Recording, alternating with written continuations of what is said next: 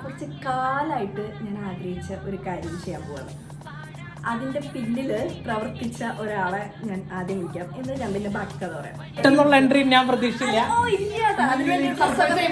മാറി വന്നിരിക്കുന്ന കുറെ കാലമായിട്ട് ആഗ്രഹിച്ചിരുന്ന കാര്യമാണ്. ക്രിസ്മസ് ആകുമ്പോൾ ഒരു ക്രിസ്മസ് ട്രീ വാങ്ങിച്ചിട്ട് അങ്ങനെ വെക്കണം, അങ്ങനെ കണ്ട് ആസ്വദിക്കണം എന്ന്. അജയേട്ടനെ എങ്ങനെ മനസ്സിലായി എനിക്ക് അതിൻ്റെ ആവശ്യം ഉണ്ടായിരുന്നു?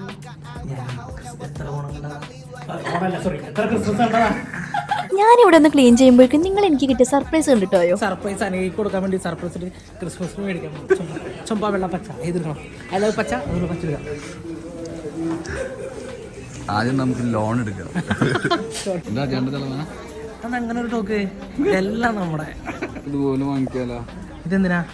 ഇത് നമുക്ക് അനഘേനെ വിളിച്ച് ചോദിക്കണോ? വീഡിയോ കോൾ ചെയ്താലോ? ബെസ്റ്റ് സർപ്രൈസ് എന്ന് പറഞ്ഞിട്ട് പിന്നെ എങ്ങനെ മൂവ് പറഞ്ഞു. ഏതാ ചേട്ടാ? ചേട്ടാ പേടി. ഷോപ്പിംഗ് ഒക്കെ കഴിഞ്ഞു.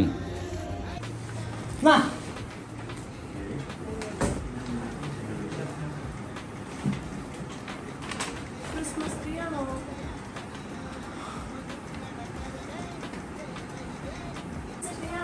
അല്ല, ക്രിസ്മസ് ട്രീ അല്ല.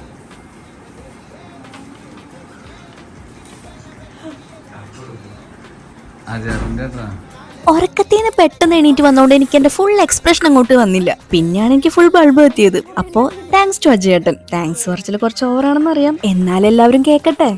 അപ്പൊ coming back to Christmas tree. കാര്യം ഇത് എന്റെ ആഗ്രഹമായിരുന്നെങ്കിലും പിന്നെ എല്ലാവർക്കും ഒരു ആവേശമായിരുന്നു. ഇതൊക്കെ വെച്ചിട്ട് പോരാന്ന് പറഞ്ഞ് ഏതോ ഒരു ബോക്സ് എടുത്ത് റാപ്പ് ചെയ്ത് കുറച്ച് ഗിഫ്റ്റ് ബോക്സും റെഡിയാക്കി. ഇതൊക്കെ കണ്ടപ്പോഴാണ് എനിക്ക് മനസ്സിലായത് ഇവർക്ക് ഇതൊക്കെ ആഗ്രഹം ഉണ്ടായിരുന്നു എന്ന്. അങ്ങനെ ഞങ്ങളുടെ ക്രിസ്മസ് ട്രീ റെഡിയായി.